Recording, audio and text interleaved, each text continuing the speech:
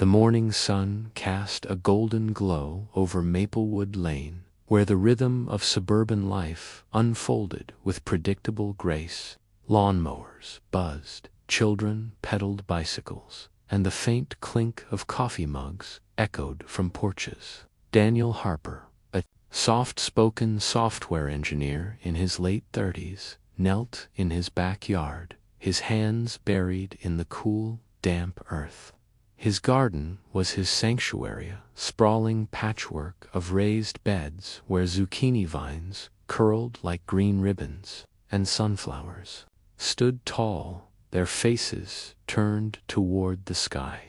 The scent of thyme and rosemary lingered in the air, mingling with the earthy richness of compost. For Daniel, this was more than a hobby. It was a rebellion against the sterile conformity of Maplewood's manicured lawns. Across the street, Karen Whitaker's house stood as a monument to order. Her lawn was a flawless emerald carpet, her shrubs sculpted into geometric precision, her driveway free of even a single leaf. At 52, Karen ruled the Maplewood HOA with an iron grip, her days spent enforcing bylaws with the zeal of a crusader. Her clipboard was her weapon, her pen a sword, and her voice sharp and unyielding could silence a room. To Karen, Daniel's garden was an eyesore, a chaotic affront to the neighborhood's aesthetic. Its wooden fence, slightly uneven and painted a rustic red, violated Section 4.2 of the HOA guidelines. All fences must be white vinyl, no taller than 4 feet. For weeks, she'd sent warning letters, each one more curt than the last. Daniel, stubborn but diplomatic, ignored them, hoping she'd tire of the fight. But Karen never tired. On a crisp Saturday morning, as Daniel sipped coffee on his porch, he noticed a crowd gathering near his backyard. Neighbors whispered, their faces tight with unease. He pushed through the group, his heart quickening, and froze at the sight before him. His garden was a smoldering ruin. Charred tomato stalks drooped like broken spines, zucchini leaves curled into ashen flakes, and the air was thick with the acrid stench of burned wood. The red fence lay in splinters, its remnants licked by dying flames. In the center of the devastation stood Karen, her arms crossed, a lighter glinting in her hand.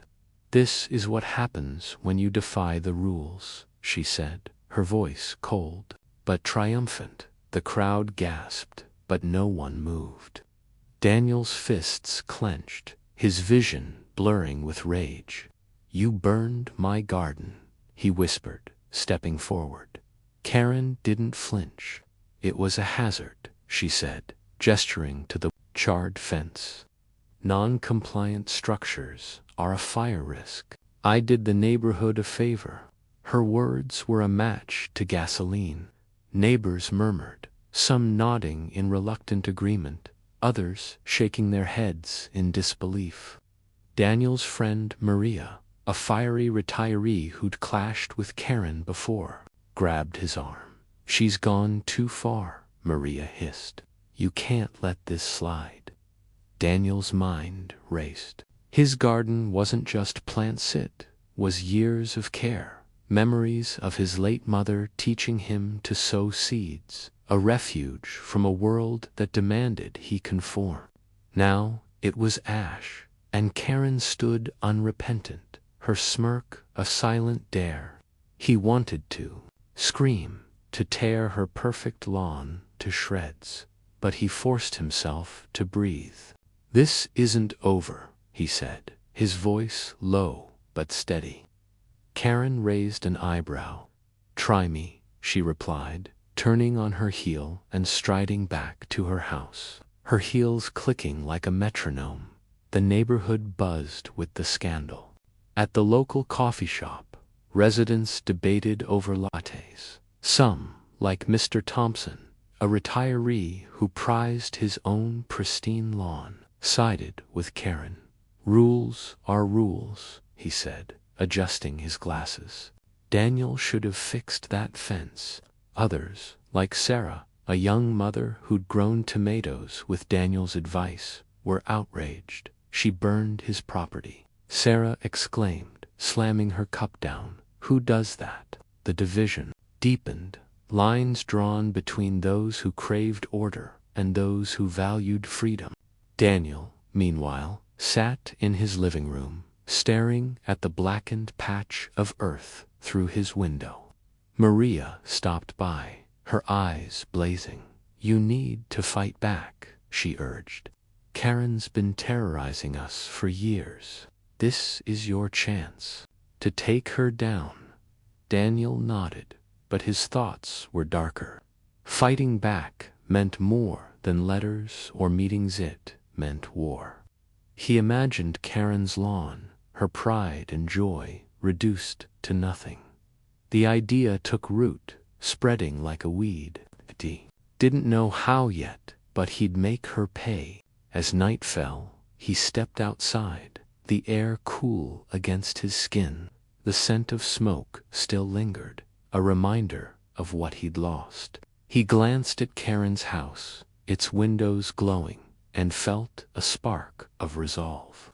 This was no longer about a garden.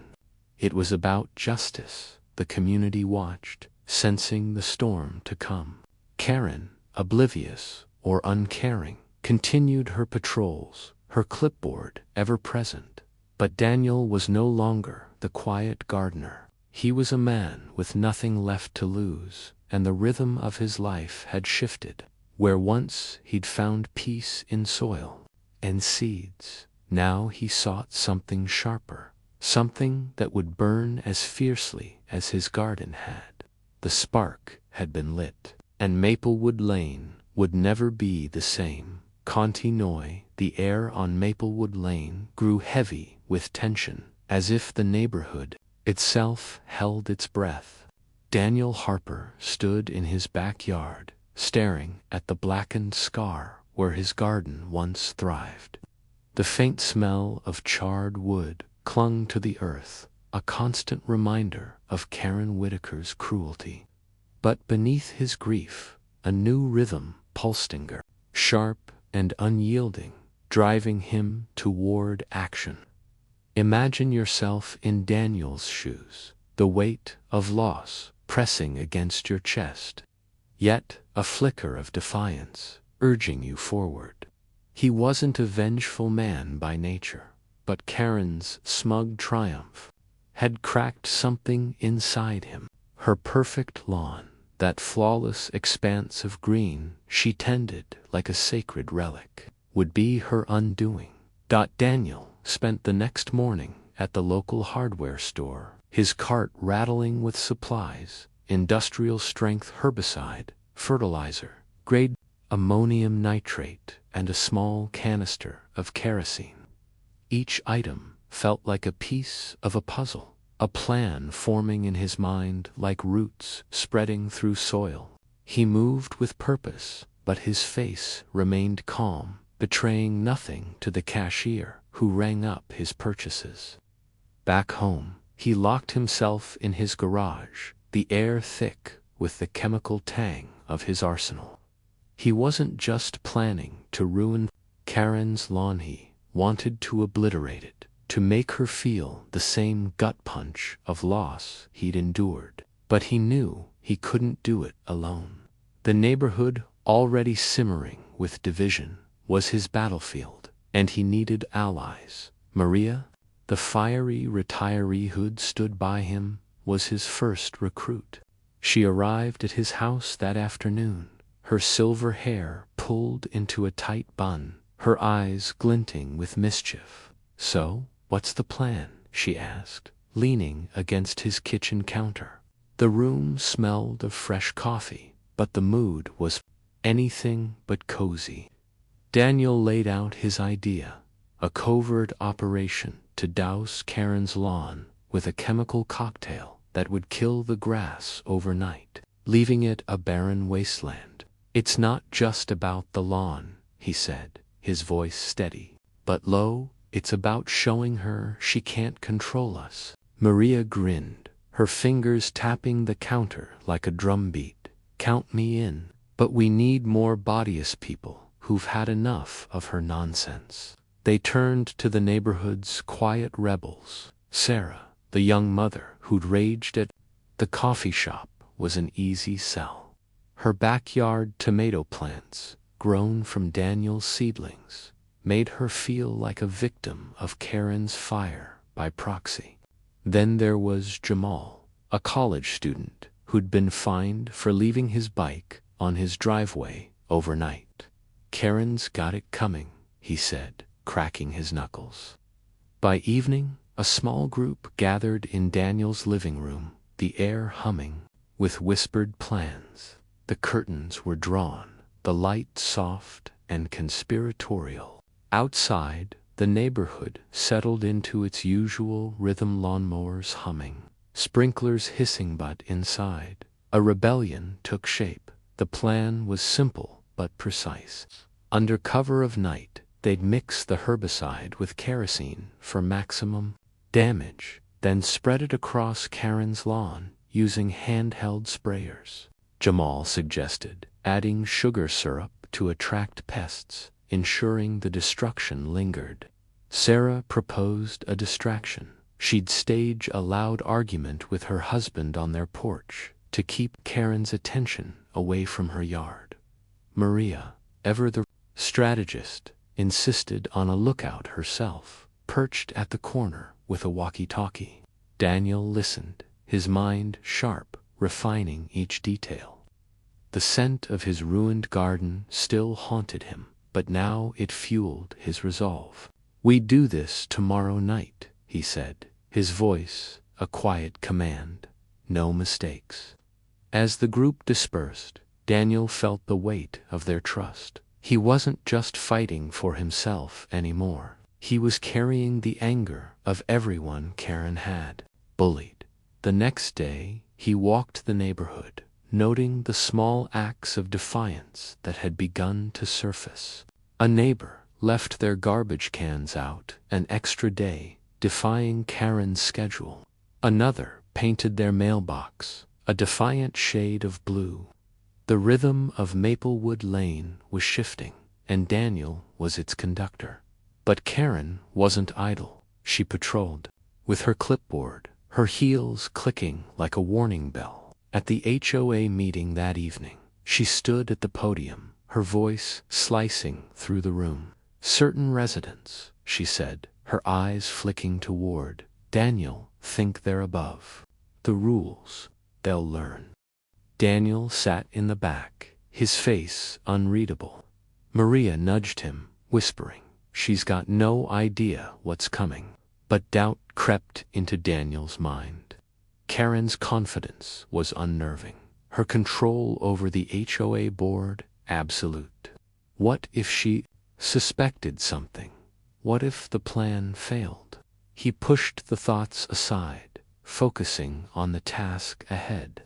That night, he tested the sprayer in his garage, the hiss of liquid echoing in the dim space. The chemical smell stung his nose, but it felt right, like the scent of justice. The neighborhood slept as Sunday night fell, the air cool and still.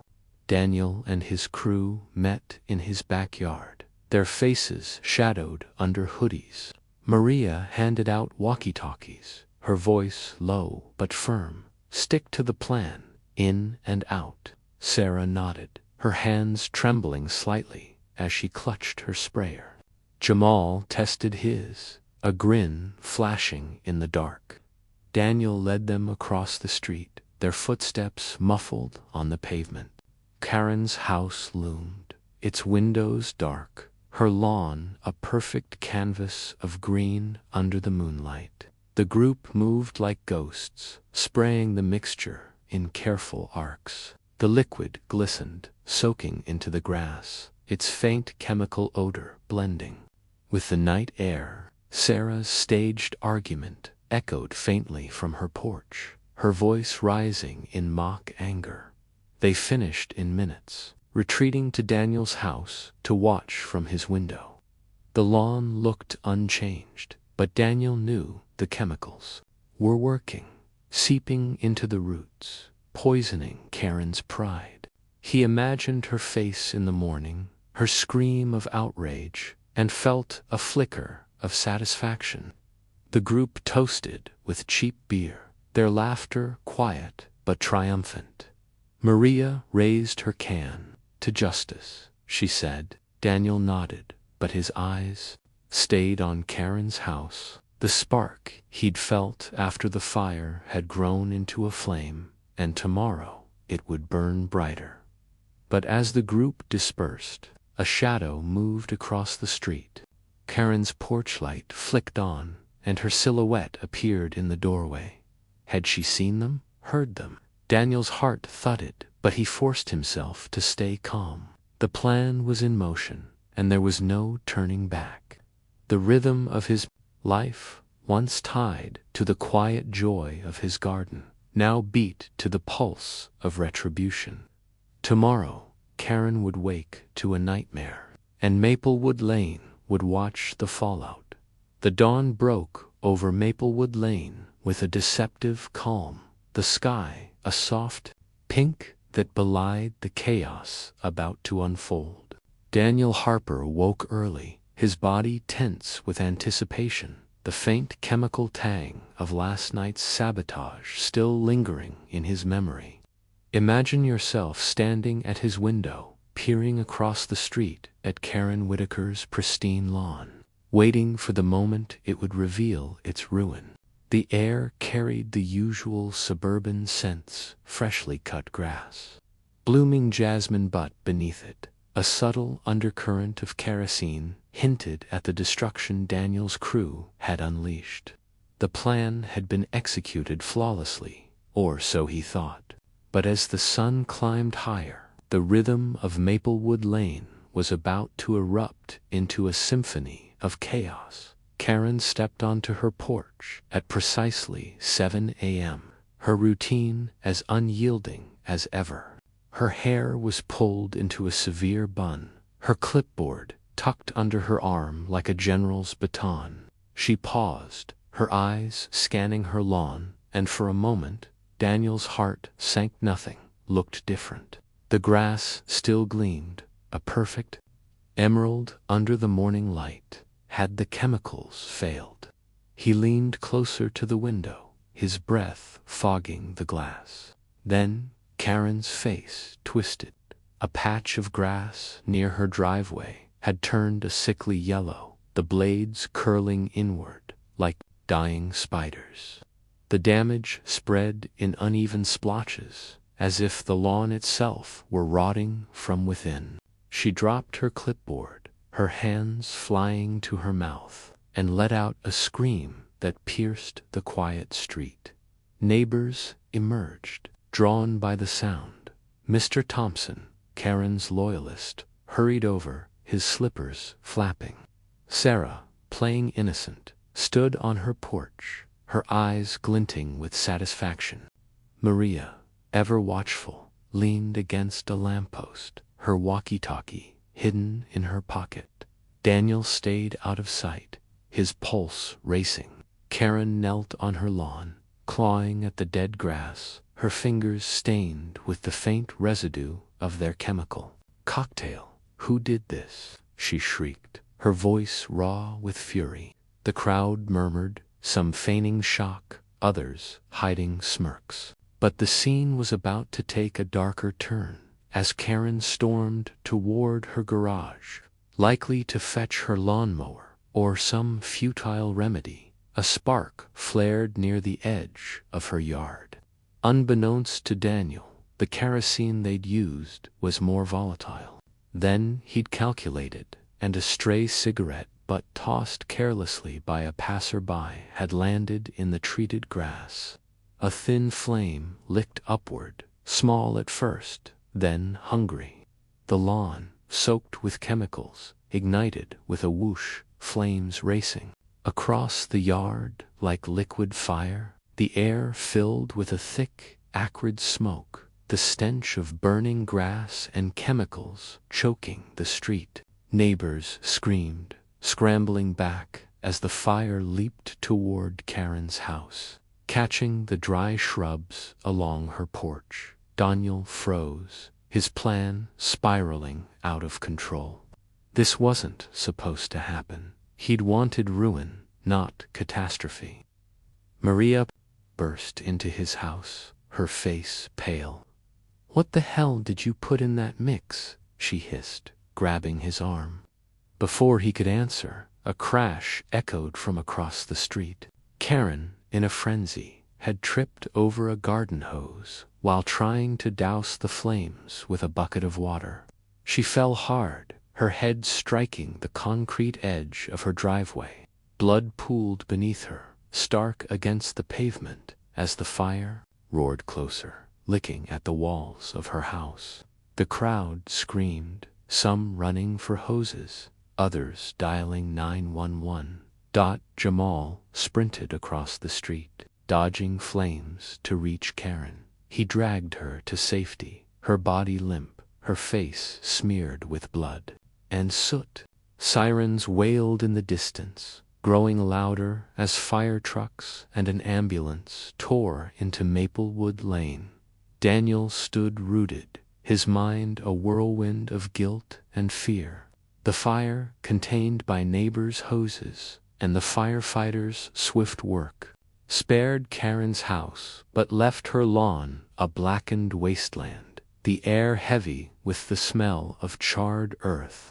Paramedics tended to Karen, who stirred, her eyes fluttering open, her face contorted with pain and rage. "I know it was you," she rasped, pointing a trembling finger at Daniel, who'd emerged to join the crowd.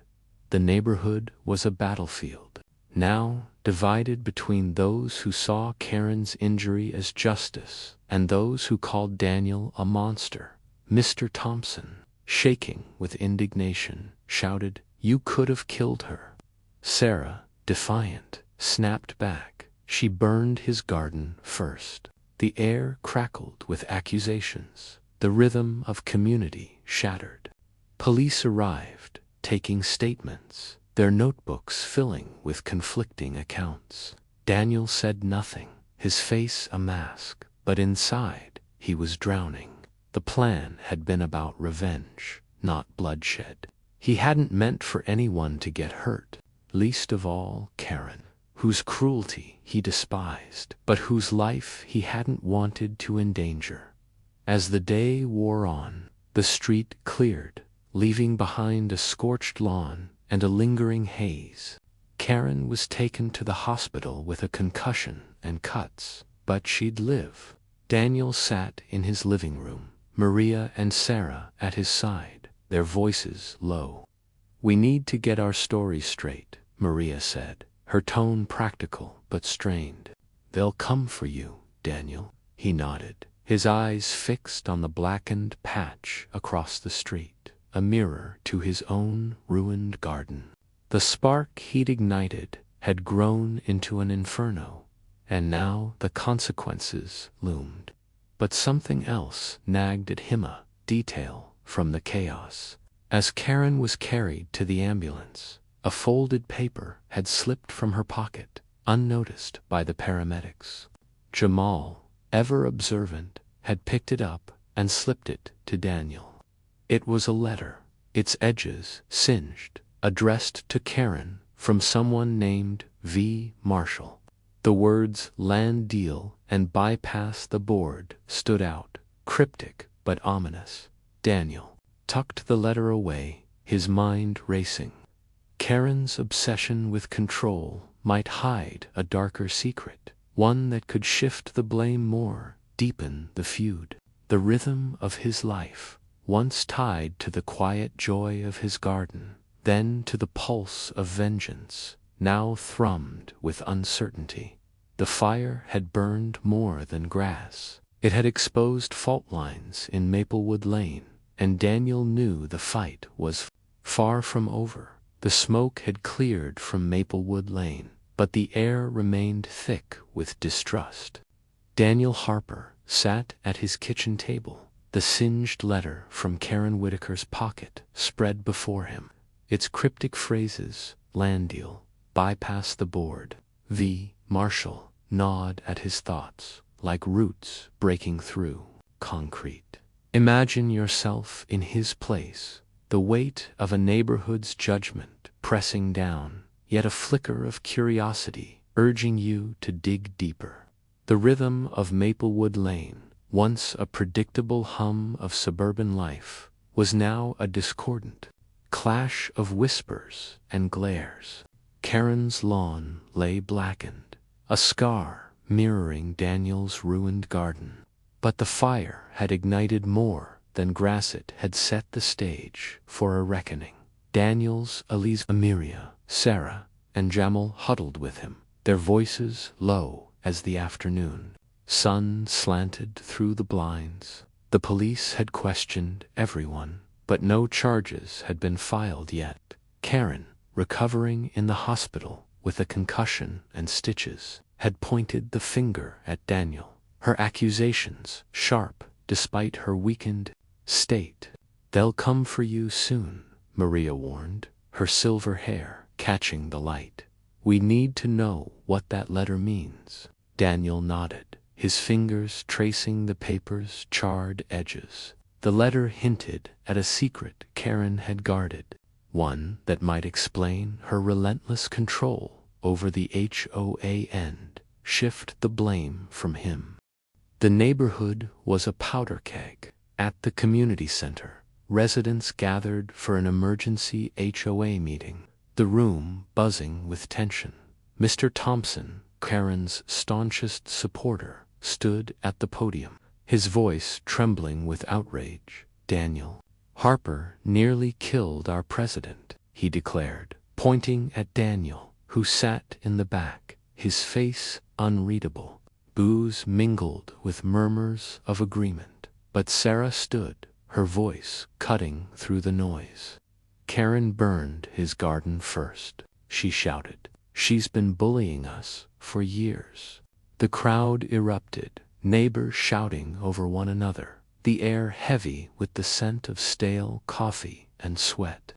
The HOA board, loyal to Karen, called for Daniel's expulsion, but the vote stalled as dissenters demanded proof. Daniel slipped out, the letter burning a hole in his pocket. He needed answers.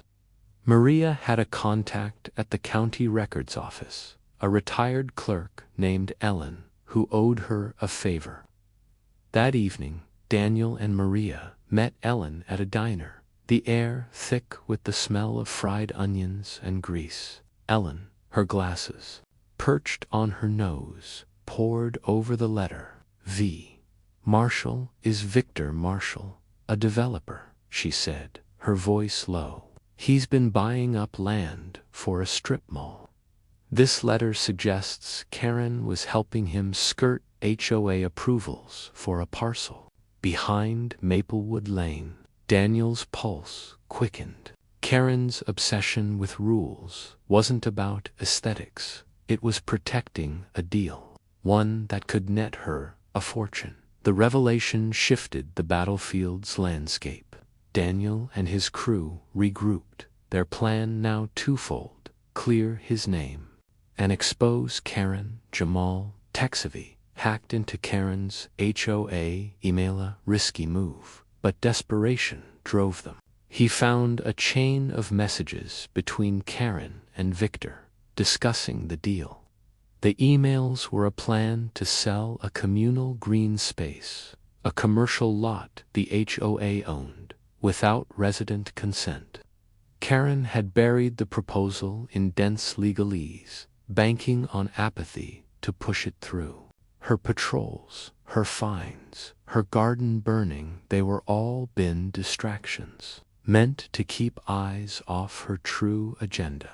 Armed with proof, Daniel called a second HOA meeting, this time at Maria's house. The air was thick, but smelled faintly of her lavender candles, a stark contrast to the brewing storm. Residents packed the living room, their faces a mix of curiosity and exhaustion. Daniel stood, holding up copies of the emails.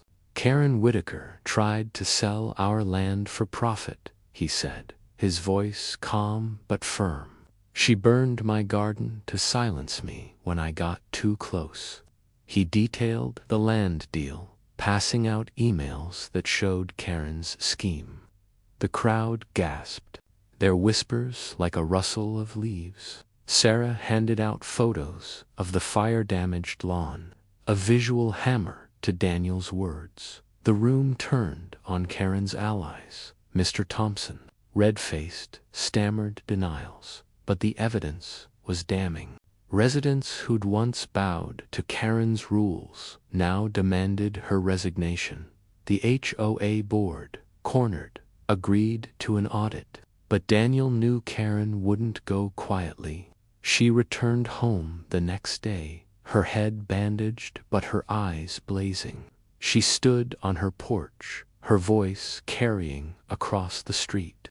"You'll pay, Harper," she shouted, her finger jabbing toward Daniel's house. Neighbors watched, some jeering, others silent. The rhythm of their lives fractured. The legal battle loomed. Daniel faced a vandalism charge, but his lawyer, a friend of Sarah's, built a defense around Karen's arson and fraud. The prosecutor, sensing a bigger fish, opened an investigation into the land deal, pulling Victor Marshall into the fray. Karen's empire crumbled, her control slipping, as neighbors turned witnesses against her. At the trial, the courtroom air was thick with the scent of polished wood and tension. Daniel watched as Karen's composure cracked. She admitted to burning the garden, claiming it was a moment of passion, but denied the land deal. The emails, backed by Elon's records, told a different story.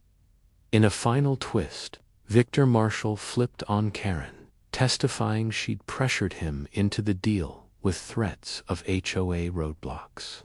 The judge, unimpressed by her tears, sentenced her to a year in prison for fraud and arson.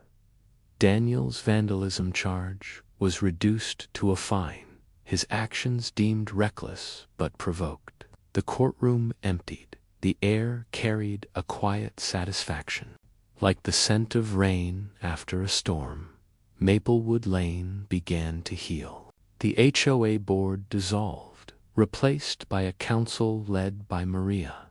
The communal land was saved, turned into a community garden where Daniel planted new seeds, the earth cool and forgiving under his hands.